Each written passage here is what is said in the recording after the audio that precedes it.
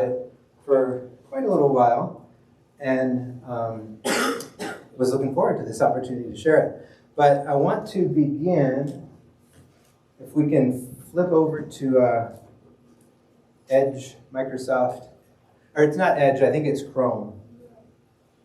Hopefully it'll pull up.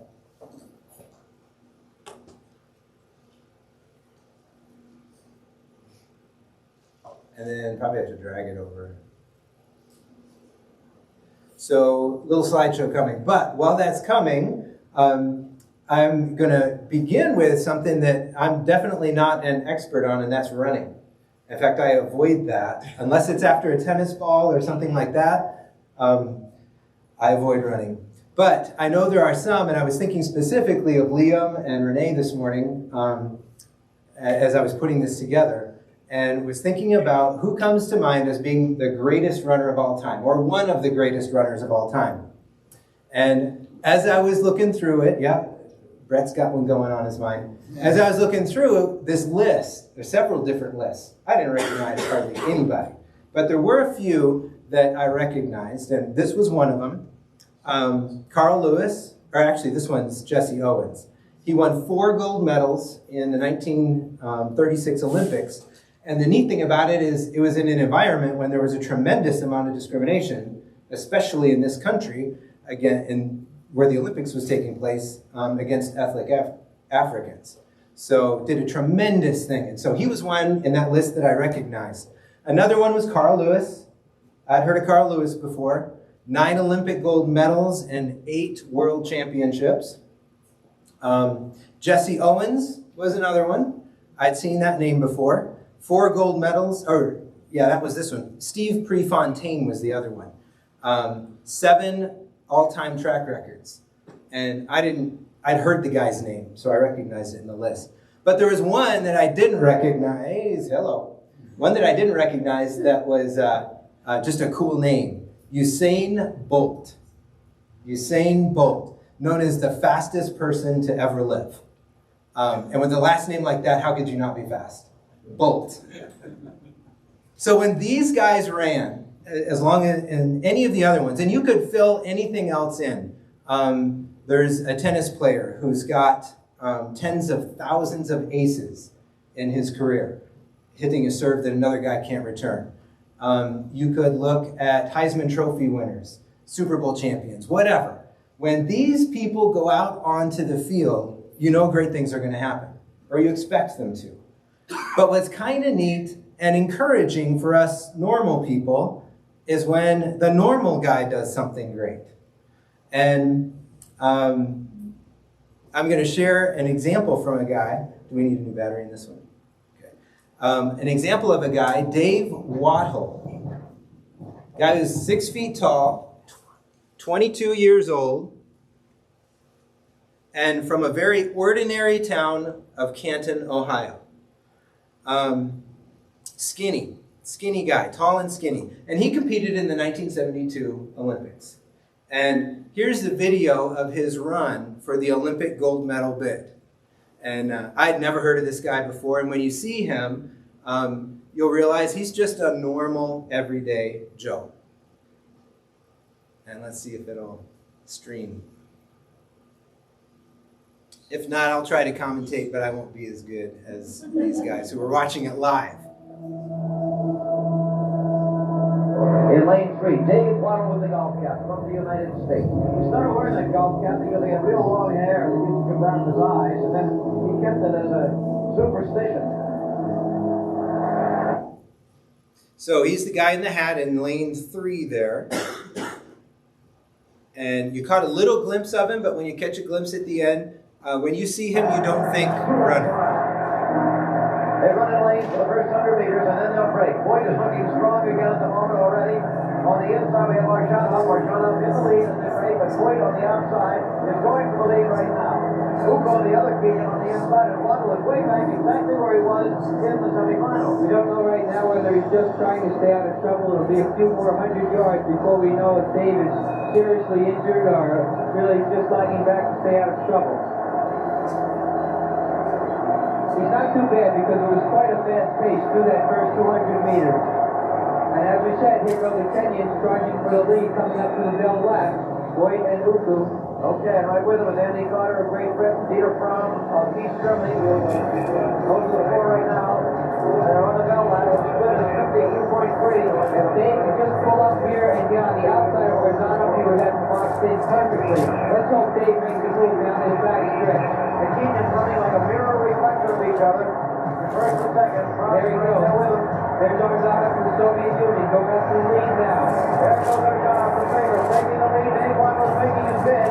He's not in too bad position right now. I think Dave's in great position on this. At this point, he's in perfect position on the outside. Good striking distance for this last 200 meters. Stand by for the kick of Dave Waddell. If he's got it, he could make it. But he's got to catch Orzana and the Gideon. And here he goes. This is the bid for the medal of Dave Waddell. He's got one Gideon. I think he's going to get it. I think he did it. He did it. Waddell wants the gold medal. The man who came out of nowhere in the U.S. Olympic trials. The man who then got married, and some people said he should have gotten married. It was going to ruin him. He came up with two bad knees. He couldn't train for weeks. And he has come in and won the gold medal, the first tremendously exciting moment in track for the United States in these Olympic Games. And Dave was the calmest of all. So, sort of a normal guy who came from last place, and I think he even finished last place in the semifinals in some of the preliminary things. Had had knee injuries, had just gotten married, very distracted, hadn't been able to train. He shows up and he does that. And so when we see stuff like that, when the little guy comes through, Turn the volume down. they'll have to do that back there, down just a little bit. When we see that happening, it gives us hope because we're Dave. We're the normal guy. And it can bring great encouragement. We're going to look at a guy today who that sort of describes. A normal person like you or I that God chose to do something great through. This guy's name is Jerubbaal, or Gideon. So we're going to take a look at Gideon today and just try to draw some things from his story. And I've been thinking about this since we went through this in our Sunday morning Bible classes. And I'm thinking, I just really like this story. I don't know if it's that I connect with it or what. So if you have a Bible, let's go ahead and turn to Judges chapter 6, 7, and 8. And we're going to spend just a few minutes pulling a few pieces out of that. And I thought what I would do is start with some background information, kind of tell the story, and then try to draw 3 lessons from it that we might find encouragement from. So, Gideon's story starting in Judges chapter 6. Again, the Israelites did evil in the eyes of the Lord, and for 7 years he gave them into the hands of the Midianites, because the power of Midian was so oppressive. The Israelites prepared shelters for themselves in mountain clefts, caves, and strongholds. Whenever the Israelites planted their crops, the Midianites, Amalekites, and other eastern peoples invaded the country. They camped on the land and ruined the crops, all the way to Gaza, and did not spare a living thing for Israel. Neither sheep, nor cattle, nor donkeys. They came up with their livestock and their tents like swarms of locusts. It was impossible to count the men and their camels. They invaded the land to ravage it. Midian so impoverished the Israelites that they cried out to the Lord for help. Now, at the end of chapter 5, we just learned that the land had had peace for 40 years under Deborah. Deborah had been a judge and had guided the people, and they had a long time of peace. Then it says that, again, the Israelites did evil in the eyes of the Lord. And when you read that in the NIV and in most of our translations, it sounds like they made a mistake. But I get the impression that it was much more than a mistake. They slipped back into a way of life that was evil in the eyes of the Lord. The Message reads, "Yet again the people of Israel went back to doing evil in God's sight." Another version that I had never even heard of but found interesting was called the Tree of Life version, the TLV. "Then the people of Israel began once again to worship other gods. So they went back to a way of life that they had left during the time that Deborah was judging in the land. And it got so bad that for 7 years, the Midianites basically oppressed them, bullied them, essentially ruled over them for 7 years of hiding. And finally, they cry out to the Lord. They were so impoverished.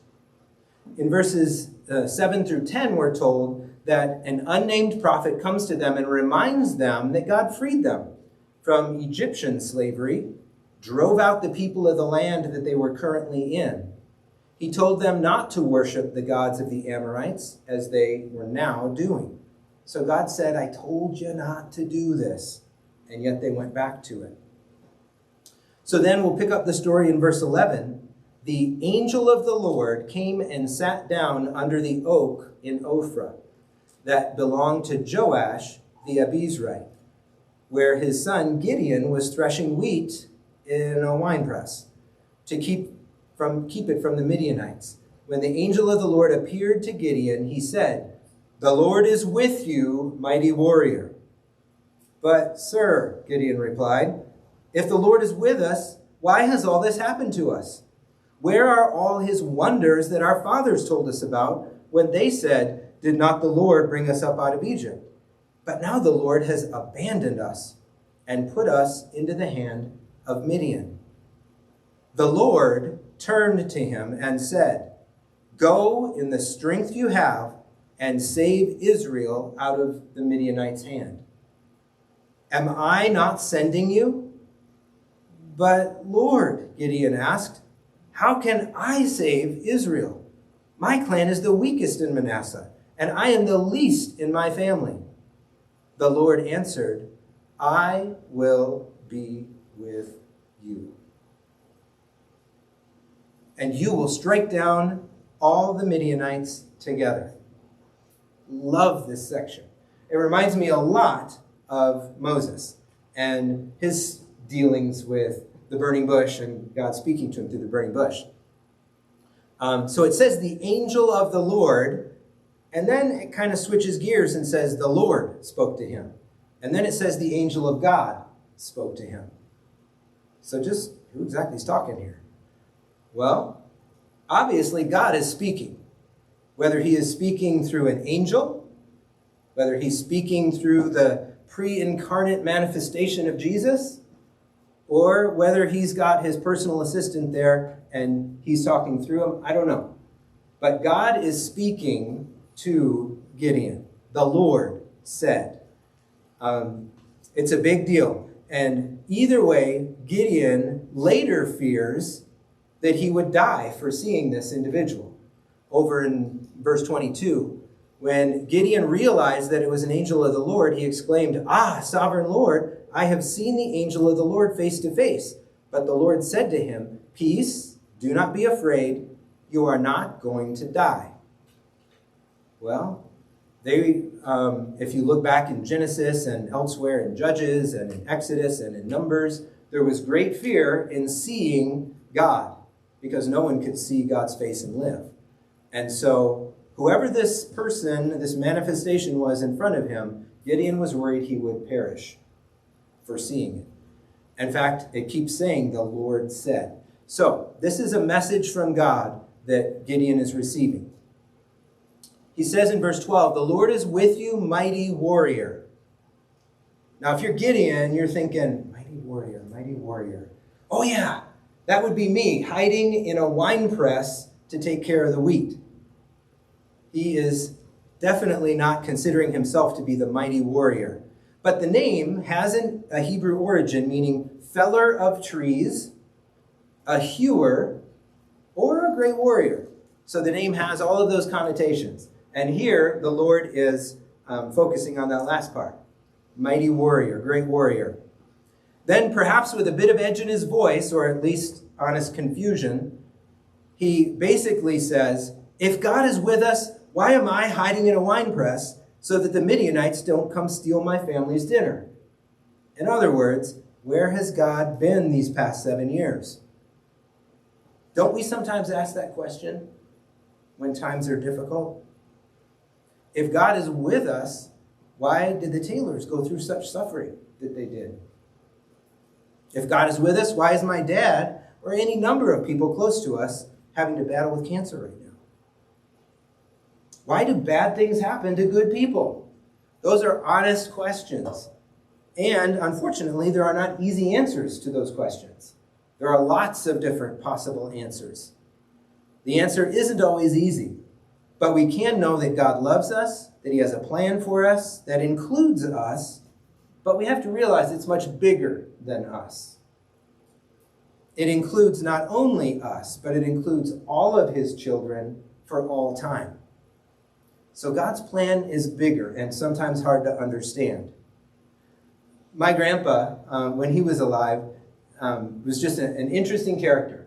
He was one of those just gruff, prickly guys who had a heart this big and a twinkle in his eye when he was barking at you. And so just a neat individual of a man. And I'm not sure where he was at in his faith, but his wife was a very, very spiritual person. And he went through stroke, heart attack, brain tumor, all kinds of stuff.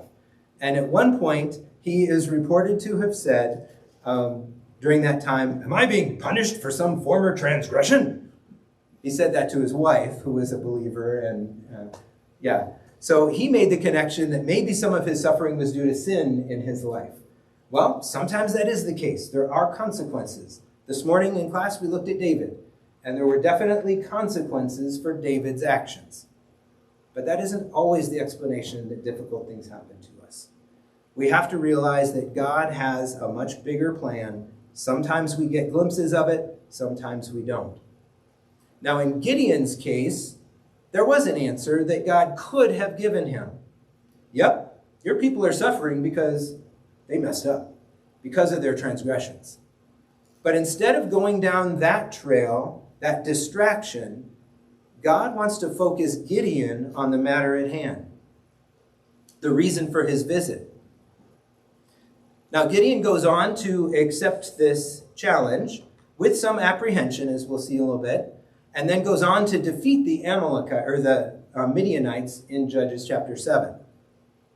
Now, at the end of the conflict, Gideon asks the Ephraimites to help out, because that's where these retreating people are going. And so he asked them for help. And after they finish whooping up on these folks, the Ephraimites, his kinsmen, sharply criticize him, asking, "Why did you wait to bring us into this battle?" Now Gideon, instead of getting defensive, and we talked about this on Wednesday night in Jim's Proverbs class, instead of getting defensive and saying, "Because God told me," or "Because God had it covered, and I wasn't supposed to have more than 300 anyway," instead of saying any of that, which he certainly could have, he practices Proverbs 15:1, which reads, "A gentle answer turns away wrath, but a harsh word stirs up anger." So he instead says, "Boy, you guys did a great job with those kings that you brought back. Nice work. And all I did was this other stuff. But you guys did a great job." And their anger deflated. So a neat little glimpse into the heart of Gideon there. And some good strategies for dealing with people. Let's flip over to Judges chapter 8. We'll start in verse 22. So after all of this time, the success with this military campaign, thanks to God, Gideon has experienced a great deal of success as a military leader. And so the Israelites, in chapter 8, verse 22, the Israelites said to Gideon, "Rule over us, you, your son, and your grandson, because you've saved us out of the hand of Midian." But Gideon told them, "I will not rule over you, nor will my son rule over you. The Lord will rule over you." So he wisely responds and humbly responds and says, "It's the Lord. All along, God wanted to be your ruler and your judge." So, very noble. But then, a verse or two later, we see that Gideon is just as human as you and I. and he succumbs to some material distractions. Let's pick up in verse 27. Gideon made the gold that he had collected from the earrings of all of these people into an ephod, which he placed in Ophrah, his town. Now, ephods were, that was the thing you're supposed to have. But in this case, all Israel prostituted themselves by worshiping it, the ephod. And it became a snare to Gideon and his family. Now, I wasn't really sure what an ephod even was. I knew it was part of a priestly garment. But they had all of this garb that they would wear. And one of the things they would wear is this covering over the front. And you can see it's got straps going up and some little straps coming around. And it's the pretty jewel-encrusted gold thing right in the middle there. Well, that was 43 pounds of gold. 43 pounds of gold, worth, I don't know, like $1.2 million in today's money. So a pretty valuable and heavy covering. And instead of using it for its purposes, it actually became a source of worshiping. And the people became distracted by it, including Gideon and his own family. Well, then at the end of Judges chapter 8, Gideon dies at a good old age, which is also said of a couple other pretty famous characters. Abraham, in Genesis 15 and Genesis 25, died at a good old age, whatever that may be for Gideon. And David, in 1 Chronicles 28:28. So he's in good company, dying at a good old age.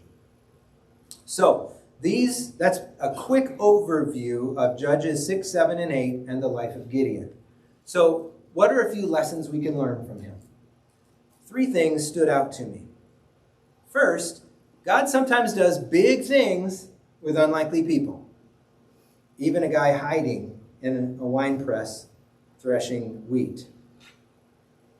In chapter 6, verse 15, he said, "Go in the strength you have."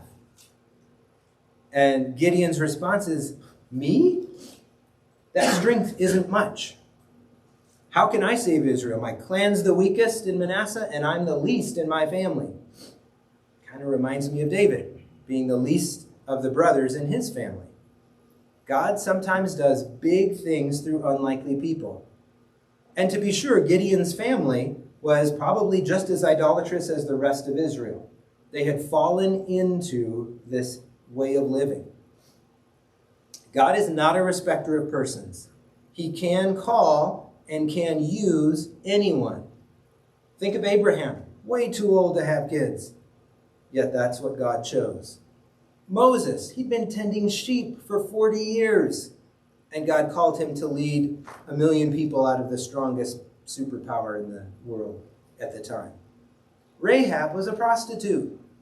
Esther was an adopted orphan. David was a shepherd boy, and, as I said, the youngest. Peter, Andrew, James, and John were ordinary fishermen. Yet God chose them to change the world. Well, Jesus changed the world, and they helped. So God can choose any of us to do great things, however big or small that may be. How about you and I? Or you and me, rather? We're teachers, salesmen, librarians, bankers, office staff, tellers, managers, engineers, and retired professionals. We've got lots of different folks among us. Can God use us? You bet. The bigger questions are we listening for his call? And are we willing to live for him in fulfilling that call? Of course, we might have doubts. As we mentioned, Gideon did. Basically, Gideon said, "To show it's really you talking to me, give me a sign," when the angel of the Lord was before him. And the angel of the Lord turned Gideon's offering into a bonfire by touching it with his staff. To show that you're really going to deliver the Midianites, have dew form on a fleece. And then when that happened, he said, to further demonstrate that you're really going to do this, keep the fleece dry and have the dew form on the ground. And then after reducing the army to 300, the Lord offers Gideon further reassurance. He must have been nervous, and I love this story. Let's turn there and read Judges chapter 7, starting in verse 9. Judges 7, starting in verse 9. During that night, the Lord said to Gideon, "Get up, go down against the camp, because I am going to give it into your hands. If you are afraid to attack, go down to the camp with your servant Purah and listen to what they are saying. Afterward, you will be encouraged to attack the camp." So God sees into Gideon's heart. He knows he's scared. And so Gideon this time didn't even have to ask, "Can you give me a sign or some reassurance?" The Lord simply offered it and said, "Go on down to the camp. Listen. And I think you'll be encouraged." So he and Purah, his servant, went down to the outposts of the camp. The Midianites, the Amalekites, and all of the other eastern peoples had settled in the valley, thick as locusts. Their camels could be no more counted than the sand on the seashore. Gideon's probably thinking, "You brought me down here to encourage me? Look at all these people." Gideon arrived just as a man was telling his friend his dream. "I had a dream," he was saying. "A round loaf of barley bread came tumbling into the Midianite camp. It overstruck the tent with such force that the tent overturned and collapsed." Now, instead of laughing out loud like a barley loaf came in, his friend said, "Oh, this can be nothing other than the sword of Gideon, son of Joash, the Israelite. God has given the Midianites and the whole camp into his hands." When Gideon heard the dream and its interpretations, he worshiped God. He returned to the camp of Israel and called out, "Get up! The Lord has given the Midianite camp into our hands." Isn't that cool? A goofy dream, and God puts it in their mind that this has got to be God doing this. Surely this barley loaf is the Israelites and Gideon and the Lord coming to destroy us. Love that story. Partly because God gave Gideon exactly what he needed at exactly the right time. Wherever we may be in our lives, when God calls us to move through his word and through his spirit, we must trust that he knows our weaknesses and he will provide all that is needed to accomplish a task. Second thing I get from this story is God sometimes does big things in unlikely ways. Like that dream was pretty crazy. In chapter 7, the beginning there is the account of how God whittles the army down from 32,300 soldiers to just 300. And it's interesting to look at why that happens. In verse 2 of chapter 7, he says, "In order that Israel may not boast against me, that her own strength has saved her." So, thank you. The reason for this is so that you can't take credit for this victory. I also love what's going on at the latter part of that in chapter 7, verse 19 through 21. Gideon and the 100 men with him, because they had divided up into 3 companies of 100 each, reached the edge of the camp at the beginning of the middle watch, just after they had changed the guard. They blew their trumpets and broke their jars that were in their hands. The 3 companies blew the trumpets and smashed the jars, grasping the torches in their left hands and holding in their right hands the trumpets they were to blow. They shouted, "A sword for the Lord and for Gideon!" While each man held his position around the camp, all the Midianites ran, crying out as they fled. Thousands and thousands of individuals heard 300 people break some jars, hold some torches up, and blow on a trumpet. And the victory was done. God is amazing, and he sometimes does big things in very unlikely ways. So think of some other interesting stories. Joshua and the walls of Jericho. Talk about a crazy battle strategy. God did it in amazing ways. I think of Noah, 500-plus-year-old man, building an ark for something that had never happened before, and then bringing all kinds of animals, every kind, to the ark. Crazy plan. Or Elijah, when he is challenging the false prophets and has them put the offering on the altar, and then he's told to soak it with water, and God brings fire from the soaked offering. God sometimes does big things in very unlikely ways. So who are we to question it? I think even the idea of baptism is a very crazy idea, what it can bring about, but it represents something so beautiful. Having Naaman go wash in the water, not even a great river to be washing in, and he's healed of his leprosy. God just works in mysterious ways sometimes. Finally, it's not your battle. The battle belongs to the Lord. And that brings us back to the passage that we read towards the beginning in chapter 6. Chapter 6, especially in verses 14 and 15. Remember, Gideon is the weakest man in a weak family of the smallest tribe in Israel. Yet through him, God subdued the great army with only 300 men led by Gideon. And there are three statements that stand out to me in that passage that we read. The first one, go in the strength you have. God calls him from where he was at. He didn't say, go work out for 6 months, eat these foods, and then you'll be ready for me to use you. He said, go in the strength that you have, with the abilities that you now have. Go and do as I ask. Gideon's strength was not even a factor in the call. Secondly, second statement, am I not sending you? This mission was not Gideon's idea. Surely it was not Gideon's idea, any more than leading the Israelites out was Moses' idea.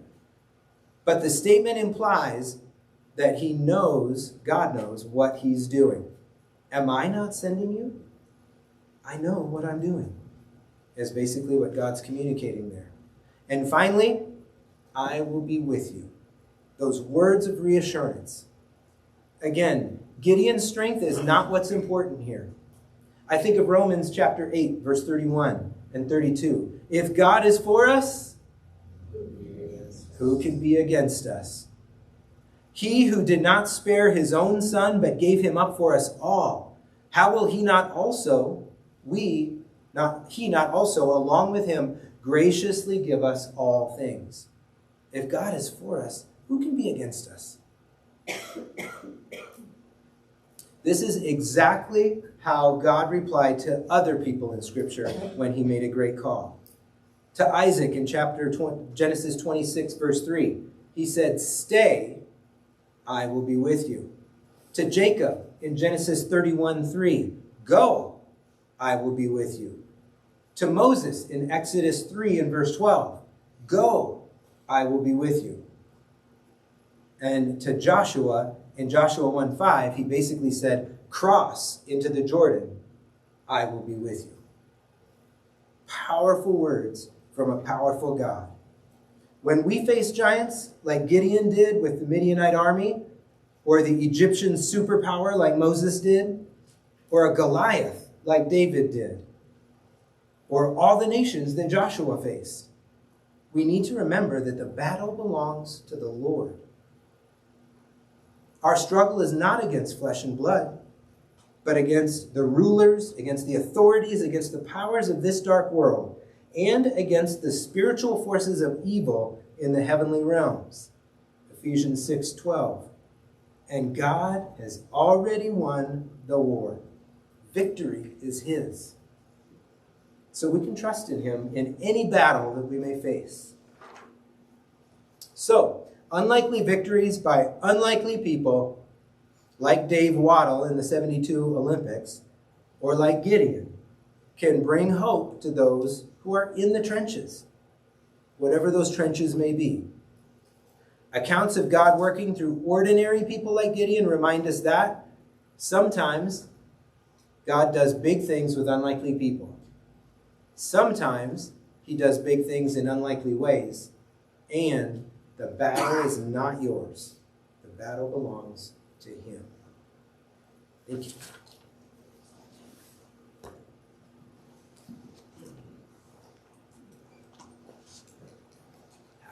Didn't even need these. All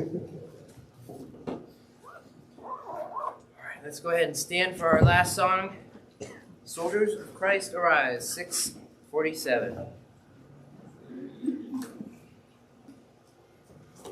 Soldiers of Christ arise and put your armor on, strong in the strength which God supplies.